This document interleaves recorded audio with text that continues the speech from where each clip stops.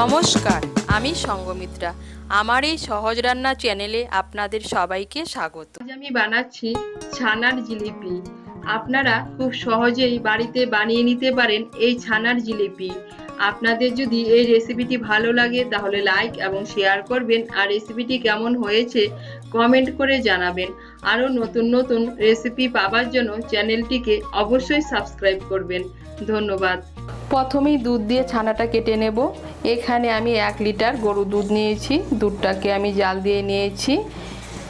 এখন আমি গ্যাসের আঁচটাকে কমিয়ে ছানাটা কেটে নেব। আমি ছানাটা ভিনিগার দিয়ে কাটছি, আপনারা লেবুর রস দিয়েও কাটতে পারেন। এখানে আমি 3 চামচ ভিনিগার আর 1 চামচ জল নিয়েছি। এখন আমি অল্প অল্প ভিনিগার দিয়ে এভাবে নাড়তে থাকবো। এই দেখুন ছানা কাটতে শুরু করে দিয়েছে। ছানাটাকে আমি কেটে নিয়েছি।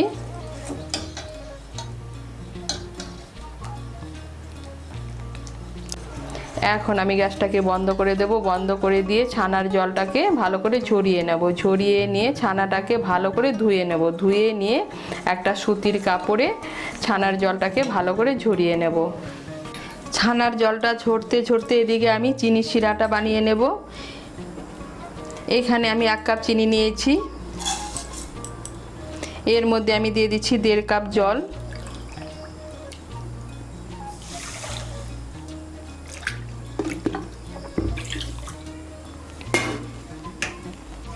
চিনিটাকে জলের সঙ্গে মিশিয়ে নেব। মিশিয়ে নিয়ে আমি শিরাটাকে তৈরি করে নেব।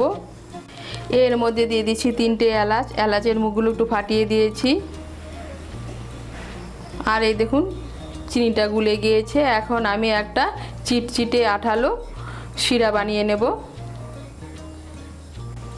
এই দেখুন চিনির শিরাটাকে আমি তৈরি করে নিয়েছি। একটা চিটচিটে শিরা তৈরি করে নিয়েছি।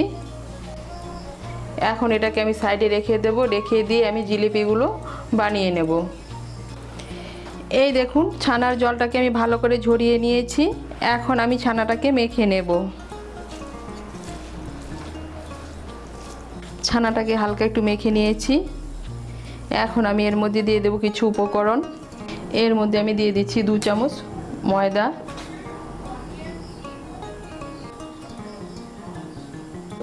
দিয়ে দিচ্ছি 2 চামচ গুঁড়ো দুধ,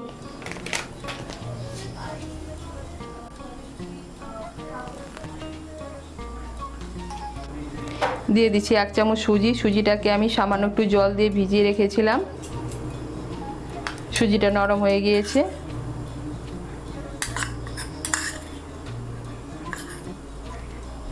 আর দিয়ে দিচ্ছি 1/4 টিস্পুন বেকিং সোডা। সমস্ত উপকরণ দিয়ে ছানাটাকে ভালো করে মেখে নেব। এই দেখুন সমস্ত উপকরণ দিয়ে আমি ছানাটাকে মেখে নিয়েছি। এখন আমি এর থেকে লেচি কেটে জিলিপিগুলো বানিয়ে নেব। আমি ছানার ডোটা থেকে অল্প অল্প লেচি কেটে নেব। নিয়ে লেচিটাকে আমি লম্বা করে নেব। লক্ষ্য রাখতে হবে লম্বাটা যেন একদম সমান হয়। এই দেখুন আমি লেচিটাকে লম্বা শুরু করে নিয়েছি। এখন আমি এই লেচিটাকে জিলিপির আকারে বানিয়ে নেব।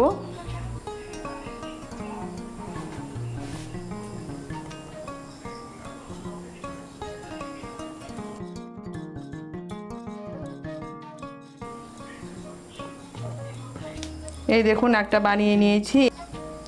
আমি আরেকটা বানিয়ে দেখাচ্ছি।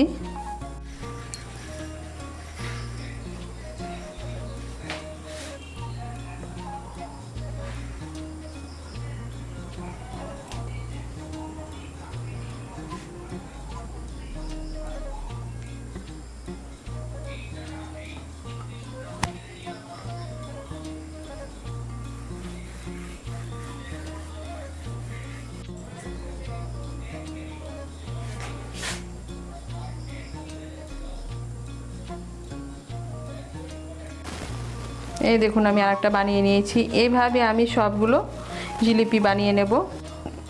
এই দেখুন আমি সবগুলো জিলিপি বানিয়ে নিয়েছি। এখন আমি জিলিপিগুলোকে ভেজে নেব।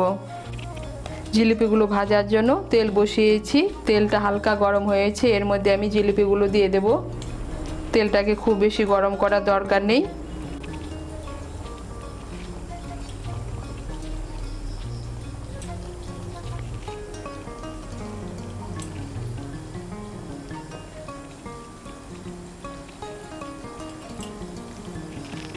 আমি একবারে সবগুলো ভাজবো না, চাপটা চাপটা করে ভাজছি। আঁচটাকে কমিয়ে জিলিপিগুলোকে লাল করে ভেজে নেব।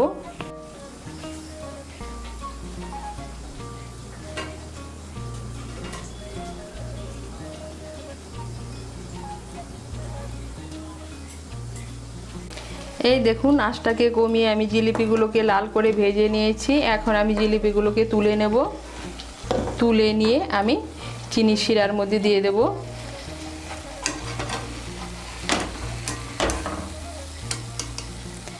এইভাবে আমি সবগুলো জিলিপি ভেজে নেব। এই দেখুন সবগুলো জিলিপি ভেজে নিয়েছি। ভেজে নিয়ে আমি শিরার মধ্যে দিয়ে দিয়েছি। আর শিরাটা ঠান্ডা হয়ে গিয়েছে, তাই আমি শিরাটাকে হালকা করে একটু গরম করে নিচ্ছি। শিরাটাকে হালকা গরম করে নিয়েছি। এখন আমি এটাকে 1 ঘন্টার জন্য ঢেকে রেখে দেব। 1 ঘন্টা পর আমি পরিবেশন করব। আর তৈরি হয়ে গেল ছানার জিলিপি। আপনারা বাড়িতে খুব সহজেই বানিয়ে নিতে পারেন এই ছানার জিলিপি। তৈরি হয়ে গেল ছানার জিলিপি।